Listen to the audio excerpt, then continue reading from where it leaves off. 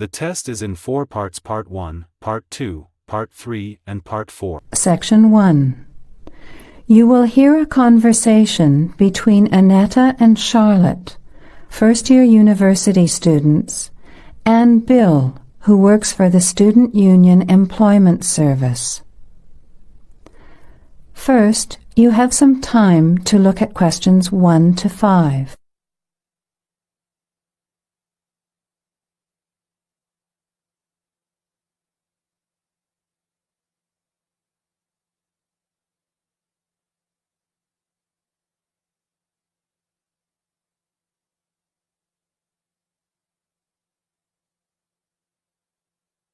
Now, let's begin. Answer the questions as you listen. You will not hear the recording a second time. Listen carefully to the conversation and answer questions 1 to 5. Hi, Bill. This is my friend Charlotte. She's doing first-year science too. Pleased to meet you, Charlotte. Annetta told me you want some part-time work.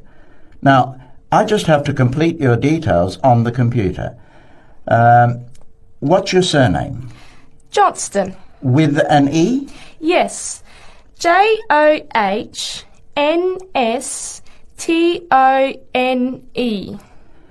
know that you live in the Heathfield Street student residence, but I can't remember the street number there. It's 126. 126. Good. And the phone number? Well, actually, I never give people that number because sometimes nobody answers or they forget to pass on the messages. So, I bought a mobile phone yesterday, but I can't remember the number. I think it's 0414 847 748. I'll just check. No, sorry, not 748. It's 749. 0414 847 749? Yes, that's right. I must try and remember it. And what sort of work are you looking for? Well, anything really, I suppose, though it depends when it is. I'd rather work during the day, if that's possible. How many hours a week were you thinking of? Oh, I'm not sure. Maybe about 10. But I need to keep at least 2 days a week free for study. Do you have any work experience?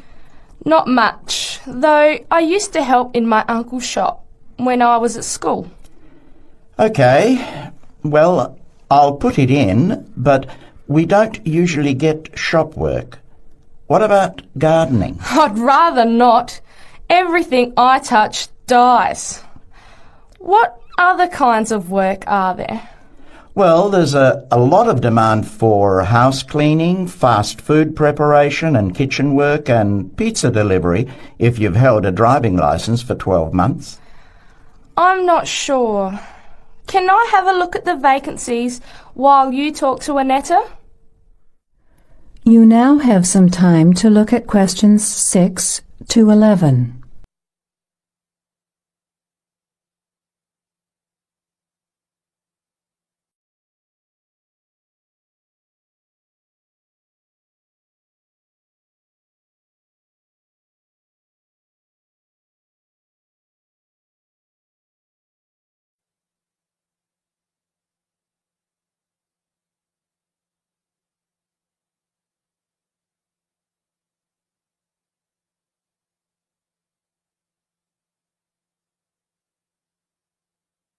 Bill, I'd like to change my job. You're at the Hamburger Express on the High Street, aren't you? What's the problem? Well, I never know what hours I'm going to work. I start at 7 p.m. and I'm supposed to finish at 11 p.m, but sometimes they keep me until 2 or 3 a.m. Yes, that is a bit late if you have to make a 9 a.m. lecture the next day. And the other thing is the pay. They're supposed to pay me on Thursdays, but they never pay me on the correct day, often not until Friday or Saturday. A few weeks ago, I had to wait until Sunday. They said their son was sick, so they couldn't get to the bank, but they're always making excuses. Yes, that doesn't sound too good. Would you be interested in pizza delivery? You need to have a driving licence. Yes, I've got a licence, but I think I'd like to change from working in the evening. Are there any day jobs available? Well, as I told Charlotte, there are several cleaning and gardening vacancies. And this childcare job that just came in this morning. Do you like children? Yes, I do, actually. What's the job? Let's have a look. Collect the boy aged 4 from kindergarten at 3 p.m. Pick up the other 2 girls who are aged 6 and 9 from the primary school at 3:15. You take them home and look after them. The parents will be home by 7. That sounds quite good. What about the pay? It's the same as you're earning now, 4 hours a day, Monday to Friday, so 20 hours a week. You need to contact Mrs. Alicia Thompson. Her phone number is 91045629 and she lives in Springfield. I've never been to Springfield. I hope I don't get lost. Don't worry. It sounds quite straightforward. Let's have a look at the street directory. The Thompsons live here in Tulip Street, number 252. So you catch the 631 bus, get off here next to the post office in Daisy Terrace. Walk past the post office to the corner, and on the opposite corner is the kindergarten. Then walk down Daffodil Place and cross over to the primary school. Then keep going down Daffodil Place to the corner and turn right into Tulip Street. That is the end of section 1. You have half a minute to check your answers.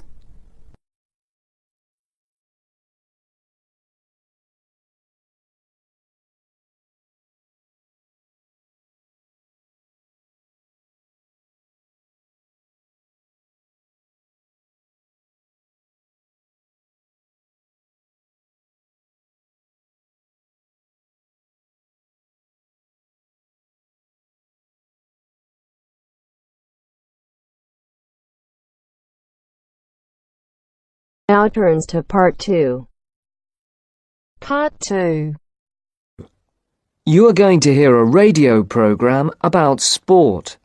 First, look at questions 11 to 14.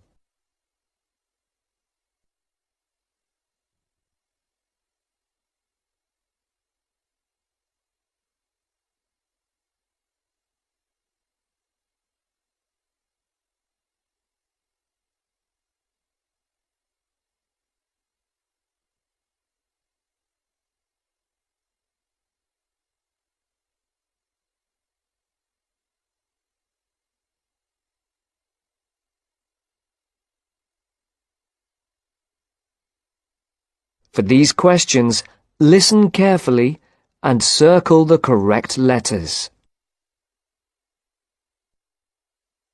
And now for our Mystery Personality of the Week and your chance to win one of our fabulous prizes. Last week's competition generated a huge response, and the first 5 answers pulled out of the bag will receive £100 worth of sports clothes vouchers. And if you didn't win last week, here's another chance. And this week's prize is even bigger. We're giving away 10 prizes of £250 worth of book, music and clothes vouchers to mark the first anniversary of the show on the air. So get your pens ready to take down the address details. Just write the name of the person you think is our mystery personality and send it to Mystery Drawer at the address Marcia will give you in just a second. The address will be repeated at the end of the show for those of you who didn't get it. And so it's over to Marcia, who will tell you a few tantalizing details about our mystery person this week. Thanks, Mike. Well, here goes.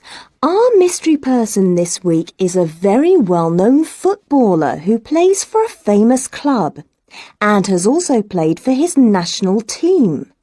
He is very talented and is enormously popular, especially for the part he played in a famous footballing victory. And 2 clues. He hasn't got a famous wife, and he speaks French. If you think you know who it is, then pop the answer on a postcard and send it to Mystery Drawer, P.O. Box 5110, London SE1 5LE. That's P.O. Box 5110. And please don't forget to write your name and address too.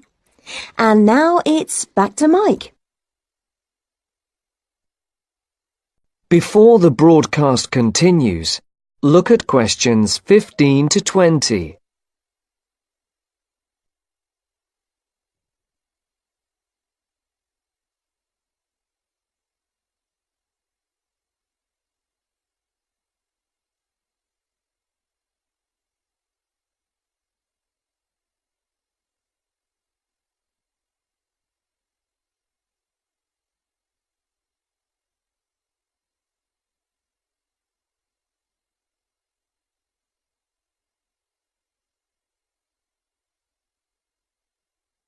As you listen to the second part of the sports programme, answer questions 15 to 20.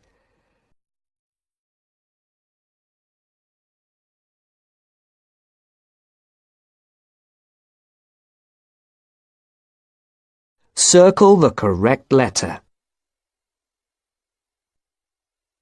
Thank you, Marcia. Get those postcards in and make this a bumper anniversary draw.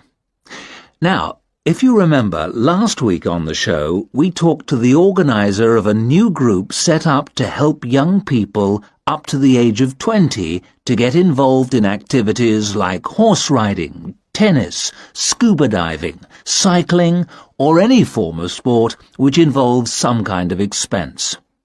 John Tebbit, the organiser, rang us to say that the response to his appeal on the show was staggering. A large number of people, both young and old, have offered their services free as volunteers. The whole thing has been overwhelming. John said that they had also had numerous offers of help throughout the country to use facilities free of charge. As if that was not enough, they've received many donations, including several rather large gifts of more than £5,000. On behalf of John Tebbit, and also of those who will benefit from the generous gifts to the Trust, I would like to say thank you. This week, we're going to talk to a very unusual athlete indeed. Patrick, who is 20 years of age, has been wheelchair-bound for the past 5 years after a motorcycle accident left him paralysed from the waist down. This has not stopped this young man from getting out and about. He's an inspiration to all of us. Patrick has excelled in archery, beating the best in the field, so much so that he has won sponsorship from leading sports manufacturers, which has now enabled him to devote more time to perfecting his skills. So I would like to introduce you to Patrick, who is going to tell us what this sponsorship means to him.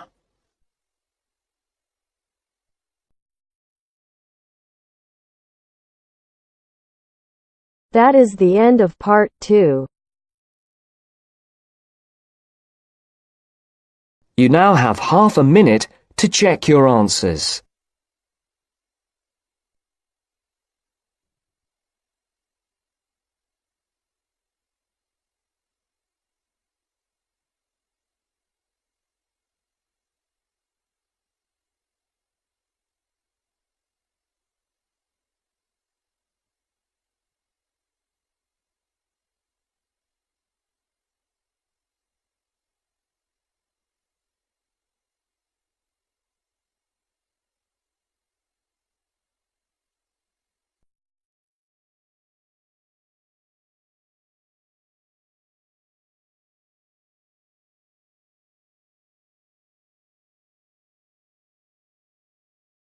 hear a conversation between a research student, Jeremy, and his supervisor. They are talking about the process of having a research project published in a journal. First, you have some time to look at questions 21 to 25.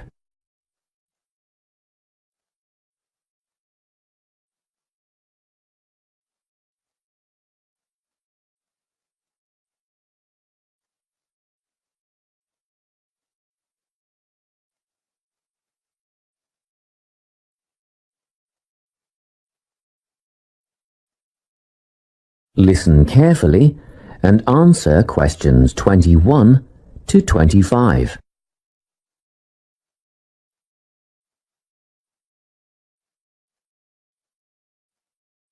So, you're nearly ready to submit your article to an academic journal, are you? Yes, I think so. I just wanted to go over all the things I need to do before I submit it. And then I wanted to go over the submission process with you. Great.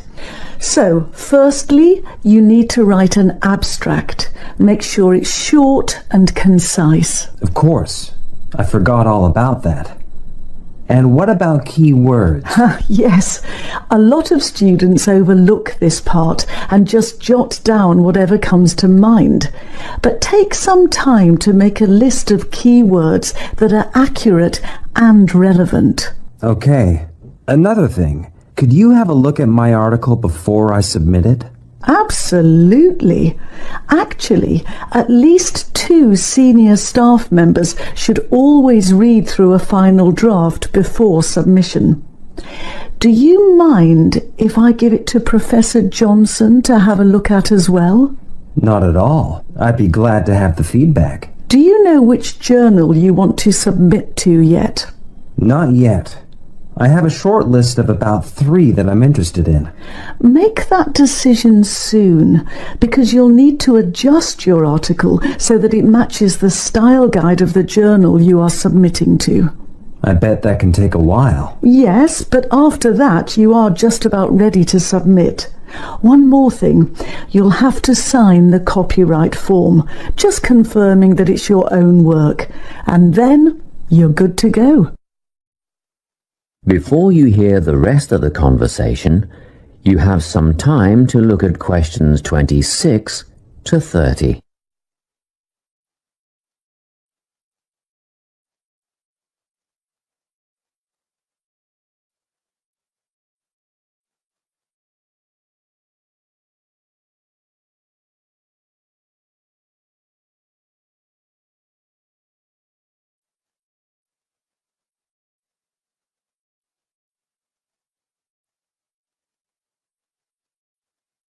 Now listen and answer questions 26 to 30.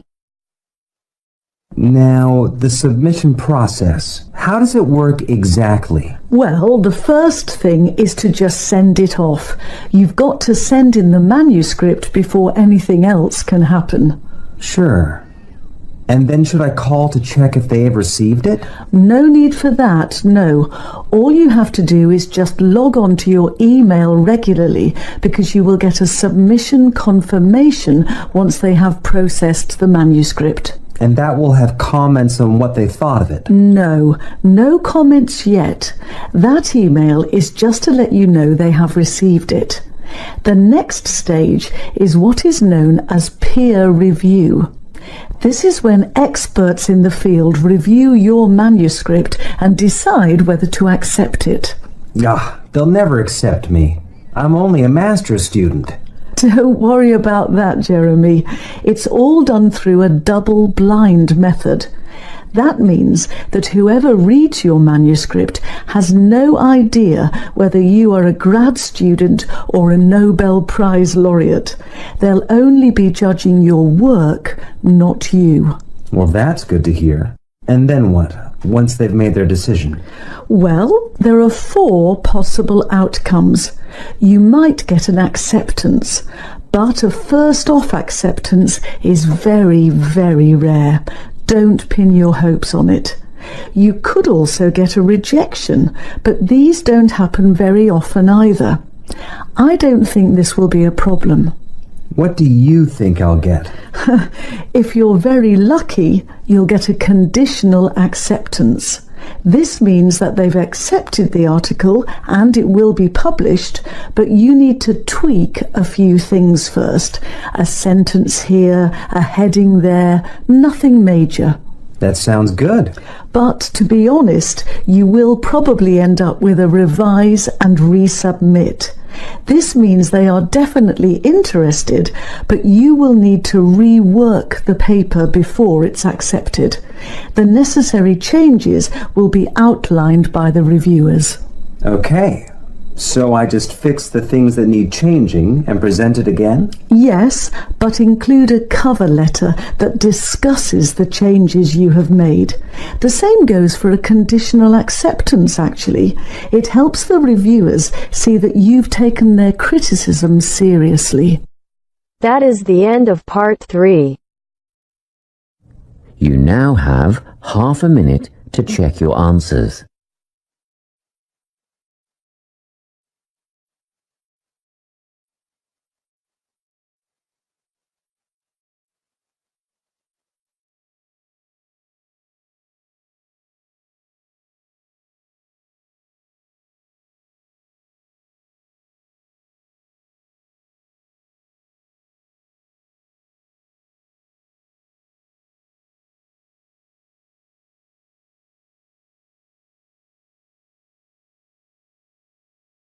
You will hear a media studies tutor giving a lecture about news sources. You now have 30 seconds to read questions 31 to 35.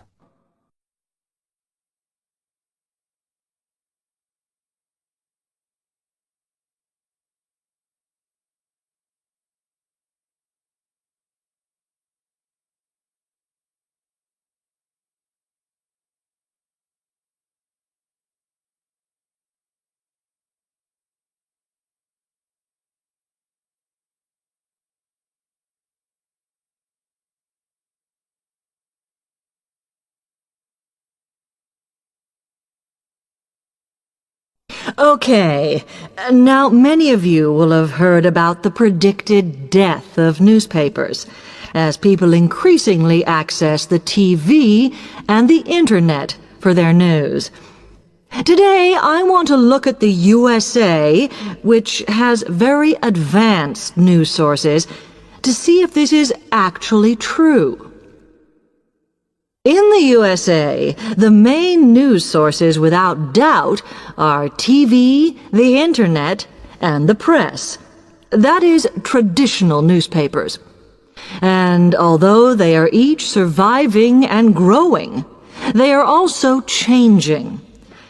Obviously, TV news has been around for a while, and the early evening bulletins when people get in from work are very popular. I suppose we traditionally think of the morning newspaper arriving on our doorstep with the daily news. Interestingly, this is not borne out by the statistics, which show that readership in the U.S. is much higher when people have time to relax, when they're not working, especially on Sundays. The Internet is also a popular weekend activity, but shows no variation with weekday access. So people are using the different sources in different ways. Interestingly, local radio has been hit less by the grip of quite strong local newspapers than by the Internet, which is seen to offer a better regional service. But just because the Internet is seen as the new force in news media does not mean it is dominant. Television has, of course, been global for a while. But now technological changes, which have fueled the rise of online news, have also allowed newspapers to print and distribute editions across the world. In fact, Internet news, which is seen as the big competitor for traditional markets, does not offer that much variety. Often the sources are the online versions of the newspapers, whereas television, in order to offer something different, has had to come up with a much more mixed bag of reporting, from hard news to light reports on celebrity events. Another issue is reliability. The Internet is virtually unregulated, so anything can be reported there, whether true or not. Journalists on newspapers have fought a long, hard battle to fight intervention and to retain the freedom of the press. Television, however, is seen as critical to political power and has become subject to harsh controls about what it can or cannot say. You now have 30 seconds to read questions 36 to 40.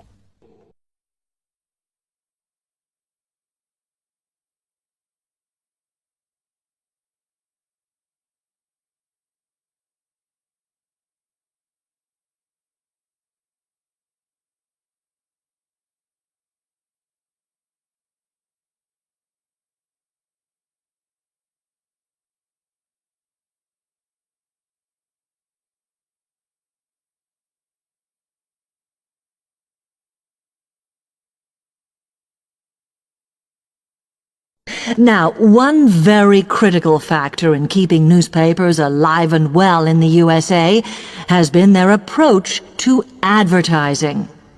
Obviously, newspapers are heavily dependent on advertising revenue, and they have become more and more imaginative in what they offer, in order to make sure that advertisers use them and not other news sources.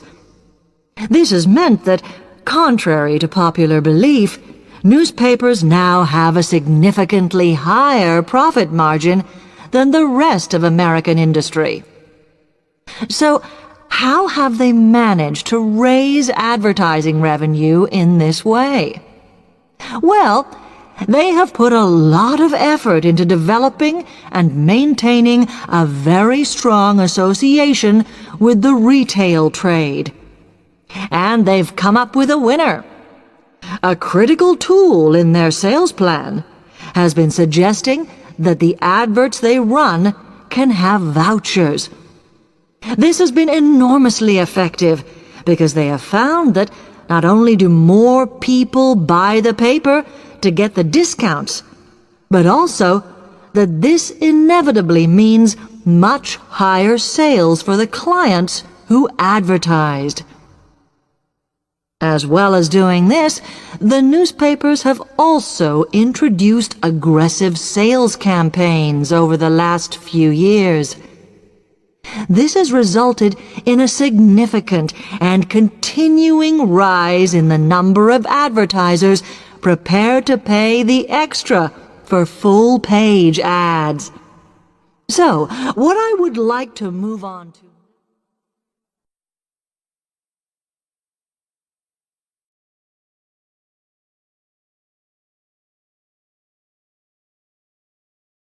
That is the end of part 4. You now have half a minute to check your answers.